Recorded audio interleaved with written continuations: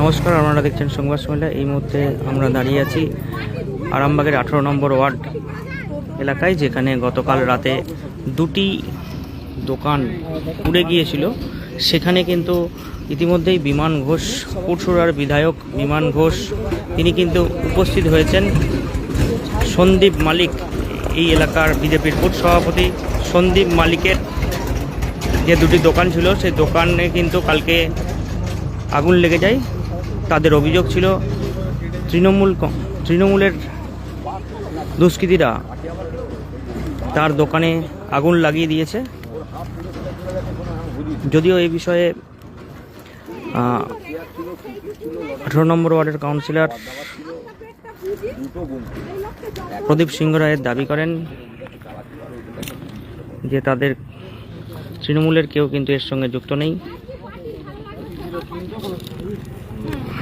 এই মুহূর্তে সরাসরি সংবাদ সম্মেলনের লাইভ দেখাচ্ছি। এখানে ইতিমধ্যে কিন্তু বিধায়ক বিমান ঘোষ এখানে কিন্তু তিনি কিন্তু এসেছেন। এখানে সরাসরি লাইভ দেখাচ্ছি, দেখতেই পাচ্ছেন।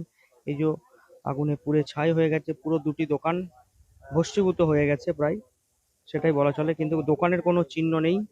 আমি এখানে দেখাচ্ছি, এখানে কিন্তু বিমান ঘোষ, পুরসুরার বিধায়ক বিমান ঘোষ ইতিমধ্যে উপস্থিত হয়েছেন।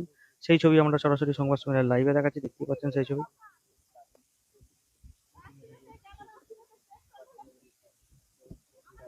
দেখাচ্ছি ছবিটা, দেখতেই পাচ্ছেন। এই যে আমরা কিন্তু রাতের ছবিটা দেখিয়েছিলাম কিভাবে আগুন লেগেছিল। আমরা যেটা জানতে পেরেছি,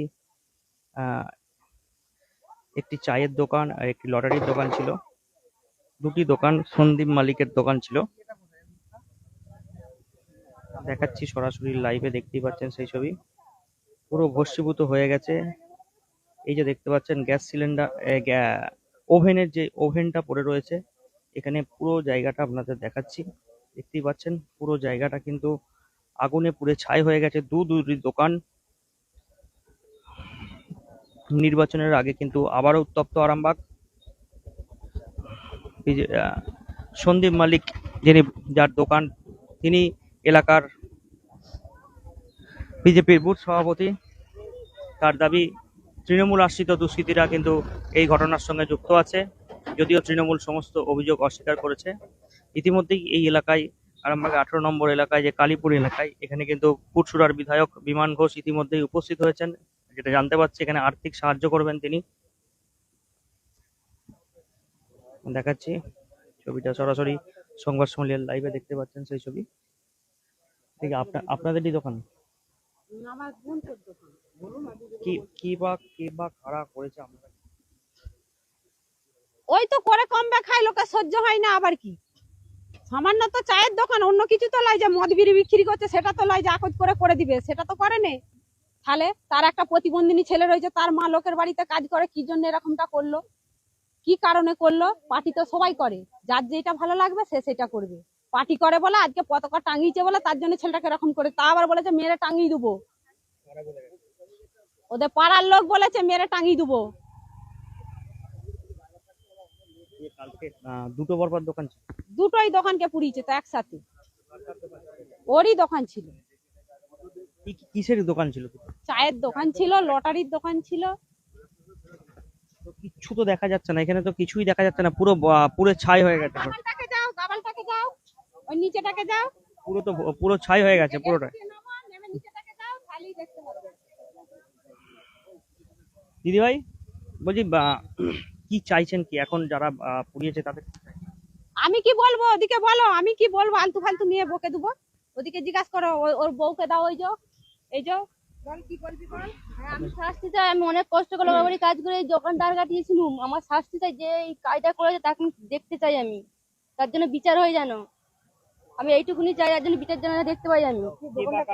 দোকানটা আমারই স্বামী, আমারই স্বামীর দোকান, আমারই দোকান। কেন পরে পার্টি করতে ব্যাপারটি এরকম করেছে, আকস করেছে, পার্টি করে আমার স্বামী, তার জন্য এরকম করেছে। বিজেপি পার্টি করে, তার জন্য এরকম করে। বিজেপি পতাকা টাঙিয়েছে, তার জন্য আরো আকস করে এরকম করেছে। দু ব্যক্তিকে ডেকে এসেছিল, আমরা বেসরকারি ঘর গেছিলাম, আসছিলাম রাস্তায় দিয়ে, দাঁড়িয়ে রাস্তায় ডেকেও আসছি। এরা হাতে বেস্তল ডামলিরা দাঁড়িয়ে রয়েছে। ও তো বুঝতে পারিনি যে এখানে আমার দোকানটাই ধরাবে বলে, বুঝতে পারিনি আমরা যে এরকম করে এইখানেই ধরাবে। তাকে আজ বলতে গেলে বলে, সে বলে প্রমাণ দেখাও, ছবি দেখাও। ওদের একটা কথা বলি, প্রমাণ যদি তুমি যদি ধরাবে জানতে হয়তো ছবিটা নিশ্চয়ই তুলতো না আমি, সেরকম করে আমাকে থ্রেট দেখাচ্ছে ঘুরিয়ে, প্রমাণ দেখাও। হ্যাঁ ঘুরতে দেখেছি তো, দুজন ব্যক্তিকে দেখেছি, এই বাপি আর চতন আর রাম, তিনজনকে দেখেছি আমরা। চায়ের দোকান ছিল, টিকিটের দোকান ছিল। এই 3 বছর হচ্ছে। বহু টাকা খরচ করেছি। এখন চাই ওরা যেন শাস্তি পায়, সেটাই চাই আমি।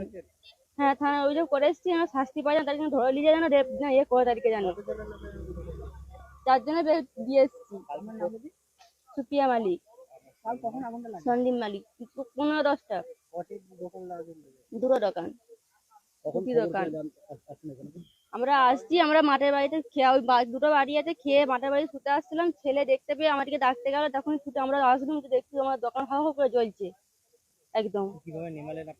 আমরা তো লিবাতে পারবো না, আমরা ছুটে মাঠ থেকে এখানে আসছি, এসে এখানে একটা দমকল ছিল আমাদেরই, সেটা নিয়ে লিবানো হচ্ছিল না। তারপর আবার চলে গেলাম, যে আবার সাহেবকে যে করেছে, শাশুড়ি ছিল, শাশুড়ি অজ্ঞান হয়ে গেছিল, এখান থেকে লিগে শাশুড়িকে লিগ হচ্ছে লেগে, তারপরে সাহেব আর এসছে, জলের গাড়ি আসছে। হ্যাঁ পুলিশ প্রশাসন আসছিল, এসে করছিল তারাও।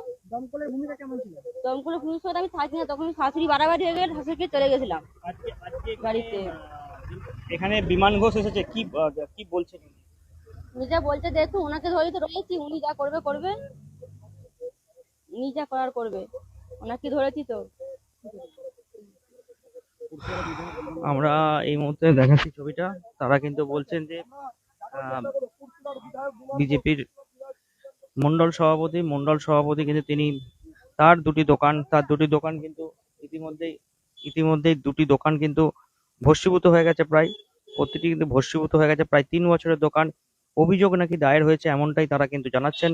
আমরা সরাসরি সংবাদ সম্মেলনের লাইভ দেখাচ্ছি, দেখতেই পাচ্ছেন পুরো ভস্মীভূত হয়ে গেছে দুটি দোকান। নির্বাচন ঘোষণার আগে আরামবাগে কিন্তু রাজনৈতিক উত্তেজনা চরমে।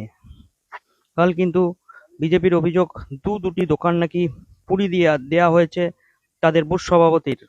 তারপরেই কিন্তু এলাকার বাসিন্দা এবং আরামবাগ থানার পুলিশ পৌঁছে আগুন নিয়ন্ত্রণে আনার চেষ্টা করে। সেই ঘটনাস্থলে আজ পুরসুরার বিধায়ক বিমান ঘোষ কিন্তু দেখতে এসেছেন, এবং আমরা জানতে পারছি তিনি কিন্তু আর্থিক সাহায্য করবেন। যদিও তৃণমূল কংগ্রেসের পক্ষ থেকে কিন্তু সমস্ত অভিযোগ অস্বীকার করছেন। এখানে যে কাউন্সিলর, এই 18 নম্বর ওয়ার্ডের কাউন্সিলর প্রদীপ সিংহ রায় বলেছেন এর সঙ্গে কিন্তু তৃণমূলের কোনো যোগসূত্র নেই, যদি থাকে আইনগতভাবে ব্যবস্থা গ্রহণ করা হবে। এখানে কিন্তু এলাকার যে মানুষজন তারা এসেছেন, বিমানবাবু কিন্তু এখানে ইতিমধ্যে উপস্থিত হয়েছেন, তিনি পরিবারের লোকজনের সঙ্গে কথা বলছেন। আমরা সরাসরি সংবাদ সম্মেলনের লাইভে দেখাচ্ছি আরামবাগের 18 নম্বর ওয়ার্ডের কালকে রাতের ঘটনা। দুটি দোকান কিন্তু একেবারে ভস্মীভূত হয়ে গেছে, সেই ছবিটা আমরা কিন্তু কালকে তুলে ধরেছিলাম। আজকেও কিন্তু সেই এলাকা পরিদর্শনে এবং সেই দোকান পরিদর্শনে এসেছেন পুরসুরার বিধায়ক বিমান ঘোষ। সরাসরি সেটা আমরা কিন্তু লাইভে দেখাচ্ছি, দেখতেই পাচ্ছেন। তার সঙ্গে কিন্তু আমরা অবশ্যই কথা বলবো। এখানে সন্দীপ মালিকের স্ত্রীর সঙ্গে কিন্তু আমরা কথা বললাম, তিনি দোষীদের শাস্তির দাবি জানাচ্ছেন। তিনি বলছেন দোষীদের কিন্তু শাস্তি হওয়ার দরকার আছে। 3 বছরের দোকান, এই 3 বছরের দোকান কিন্তু হঠাৎ করেই আগুন লাগিয়ে দিয়েছে তৃণমূল আশ্রিত দুষ্কৃতীরা। আমরা দেখাচ্ছি সরাসরি সংবাদ সম্মেলনের লাইভে, দেখাচ্ছি ছবিটা সরাসরি। আমরা পুরসুরার বিধায়ক বিমান ঘোষের সঙ্গে কিন্তু কথা বলবো। কালকে কিন্তু রাতে দেখিয়েছিলাম এই জায়গাটায় কিন্তু আগুন লাগানো হয়েছিল, দাউ দাউ করে কিন্তু আগুন জ্বলছিল। সেই সময় পুলিশ এবং স্থানীয় বাসিন্দারা এসে কিন্তু আগুন নিয়ন্ত্রণে আনেন। এখানে দেখাচ্ছি, দেখতে পাচ্ছেন কি অবস্থায় পড়ে রয়েছে, একদম সবকিছু কিন্তু একবারে কয়লায় পরিণত হয়েছে।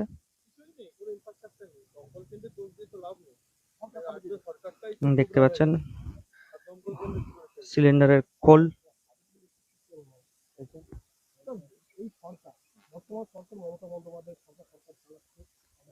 দেখাচ্ছি ছবিটা,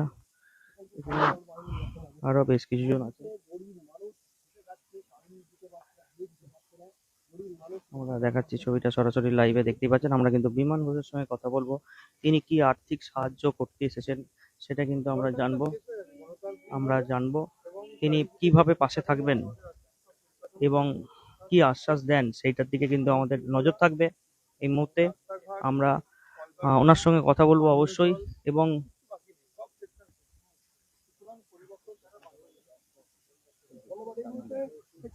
দাদা, একটা বিষয় হচ্ছে এখানে এলেন, এখানে এসে কি দেখছেন?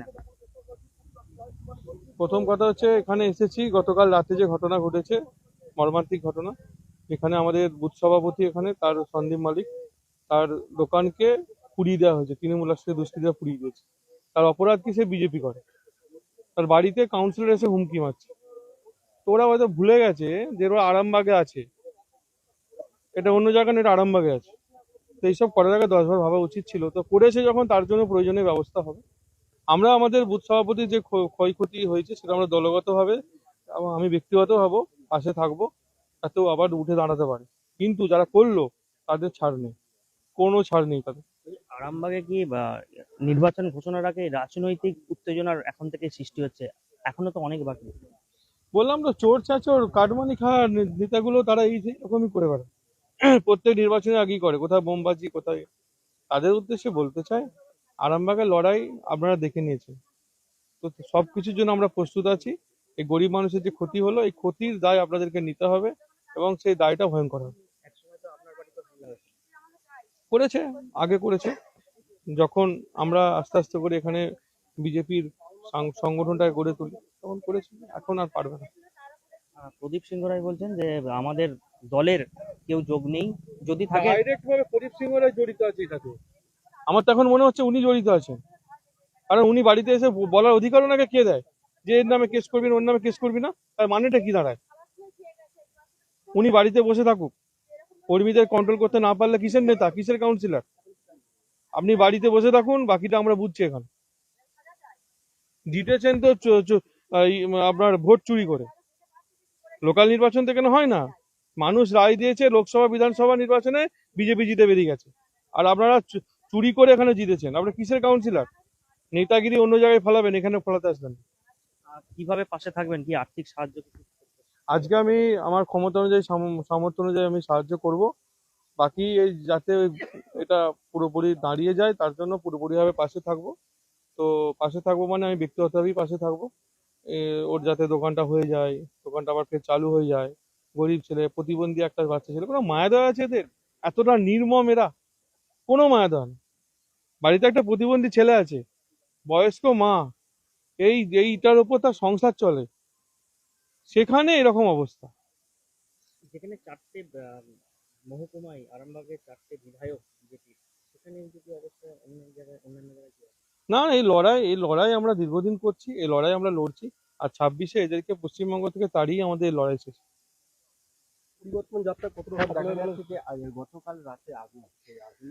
আমরা যার দোকান পুড়ে গেছে, বুঝলি দাদা, থানায় কি অভিযোগ করেছে? কি মনে হচ্ছে গ্রেপ্তার হবে? গ্রেপ্তার তো করতে হবে, না গ্রেপ্তার হলে আবার অন্য কিছু হয় ব্যবস্থা নেব। কিভাবে বুঝতে পারলেন সবসময় জানতে পেরেছি। এইভাবে পুরাই করেছে? মানে আপনাদের সামনেই হয়েছে ঘটনা। এই তো 3 বছর দোকান আছে, 3 বছর ধরে তো কিছু হয়নি। আমি পরশু দিনকে টাকা চেয়েছি, কালকে আমার ভাই ফোন করে বলেছে, ওরা বিকেলে এসে দেখা করেছে যে কত টাকা হয় হিসেব করে রাখ, আমরা রাত্রে এসে দিচ্ছি। তার মানে এটা কি? এই মাঠটায় খেলা খুলেছিল আর বছর, এবছরও খেলা খুলেছে, আর বছরও টাকা দেয়নি, এবছরও দেয়নি। মাঠ যেখানে যে মাসে গ্যাপ গেছে সেখানেও একে ওকে পাঠিয়ে খাইয়েছে, নিজেরা খেয়েছে, সেই টাকাও দেয়নি। সেই টাকাটাকে চা করে এরকম অবস্থা। হ্যাঁ, দাদা এসছে, দাদা বলেছে পাশে থাকবে। আমরা এখানে যেটা জানতে পারছি, বিজেপি বিধায়ক বিমান ঘোষ কিন্তু এখানে ইতিমধ্যেই উপস্থিত হয়েছেন। তিনি কিন্তু আর্থিক সাহায্য করবেন।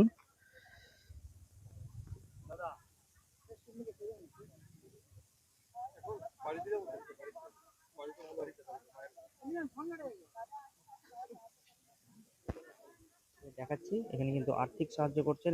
এরপর কিন্তু বিমানবাবু ওনার বাড়িতে যাবেন এবং বাড়িতে পরিবারের সঙ্গে কথা বলবেন, ওনার মায়ের সঙ্গে কথা বলবেন। সন্দীপ মালিকের বাড়ি যাওয়া হবে, তিনি গিয়ে কিন্তু তার মায়ের সঙ্গে কথা বলবেন। আমরা সরাসরি সংবাদ সম্মেলনের লাইভে সেই ছবিটা দেখাচ্ছি। বিমানবাবু আশ্বাস দিয়ে গেছেন যে তাদের পাশে থাকবেন আগামী দিনে। এখন এই পর্যন্তই, পরবর্তীকালে আমরা বিভিন্ন খবরাখবর নিয়ে আবারও লাইভে আসবো। নিউ নূর সোফা সেন্টার, এখানে সমস্ত রকম সোফা পাইকারি ও রিটেলে বিক্রয় করা হয়। সমস্ত সোফা নিজস্ব কারখানায় তৈরি করা হয়। প্রোপাইটার হানিফ হোসেন খাঁ ও রুহুল হোসেন খাঁ, বড়ডোঙ্গল হাটতলা সিনেমা হলের সন্নিকটে, হুগলি। যোগাযোগ 7797170093 এবং 9382003105।